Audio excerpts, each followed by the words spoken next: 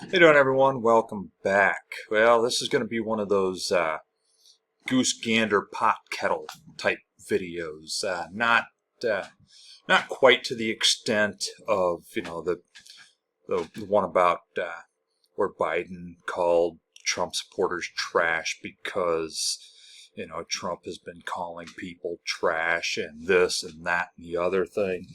Not quite like that. Um, Trump and his supporters are fond of saying that there's a lot of violent rhetoric coming from the left. When really, no, there's not. I really haven't heard any, to be honest with you. But then we hear Donald Trump in Arizona talking to Tucker Carlson, who, by the way, hey, Tucker, do you still really hate the guy, or have you come around to him? Because I'm not exactly sure what to believe with that guy. I think he absolutely hates Trump, but he's a good actor. Anyway, little sidebar there that I didn't mean to get into. Donald Trump referring to Liz Cheney, and I will agree with the point that Liz Cheney is too hawkish in terms of military action. I'll agree with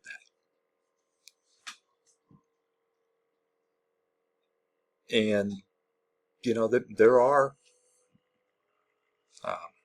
a lot of people out there who are either too hawkish or too dovish. And I think you need to just strike that perfect balance. That can be hard to do.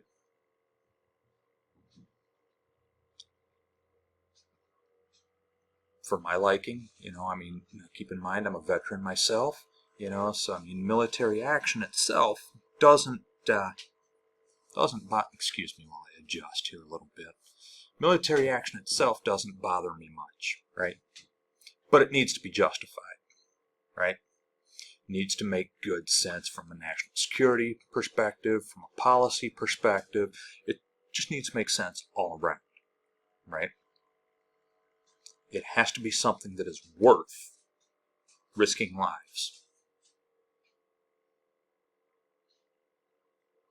And that's a pretty high bar to clear.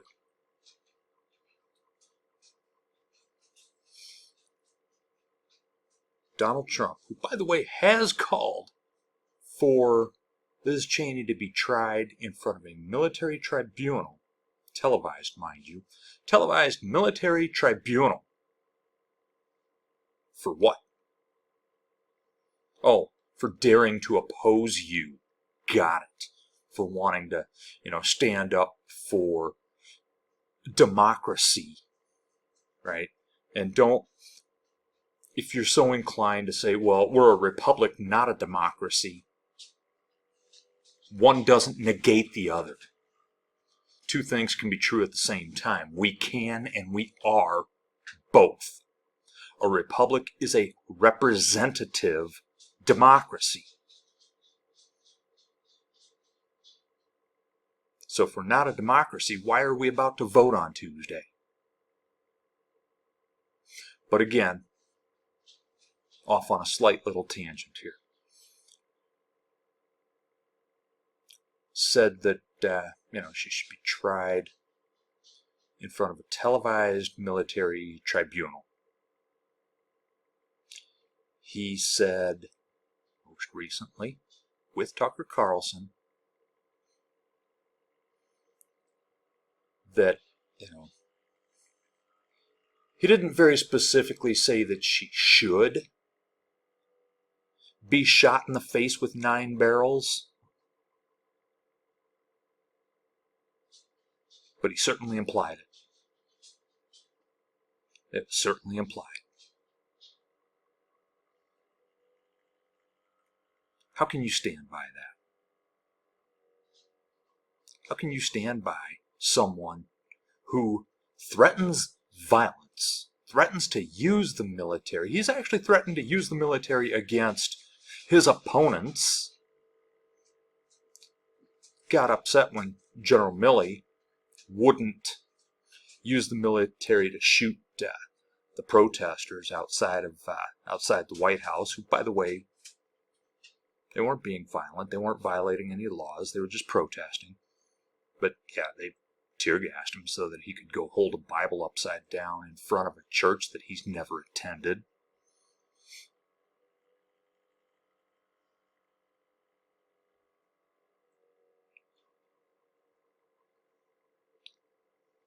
But yeah, if she is shot in the face with 9 barrels. Now keep in mind, he has a long history of violent rhetoric, dating back to even before he entered politics. He has advocated for violence. Remember the Central Park Five? Took out a full-page ad in the New York Times advocating for their execution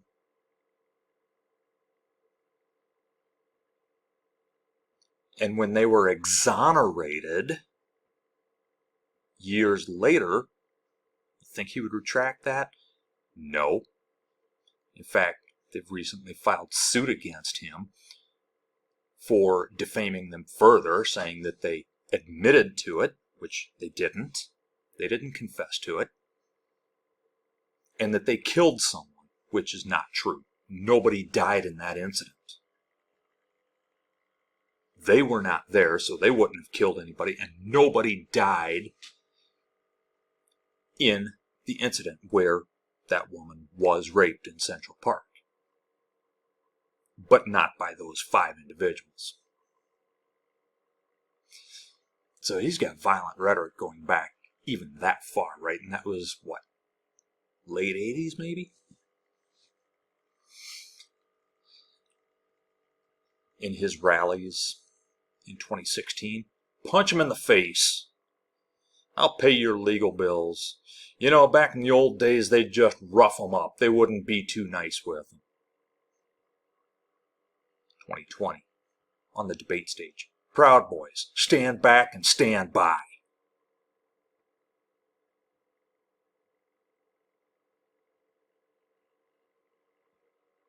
It hasn't gotten any better.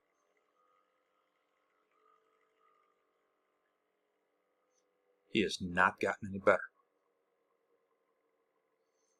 He is a threat. We cannot allow him anywhere near that White House again.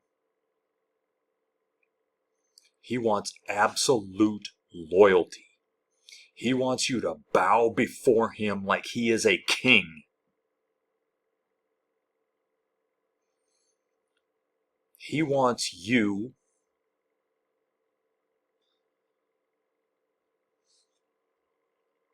to be just as reverent to him as the North Koreans are to Kim Jong-un.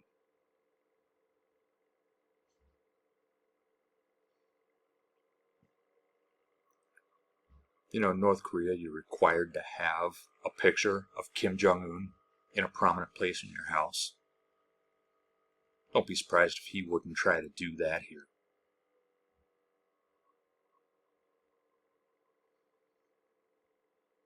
And we have certain media outlets, mainstream mind you, that are going along with it. And yes, Fox, I am calling you mainstream because when you are the most watched cable news network, you are mainstream.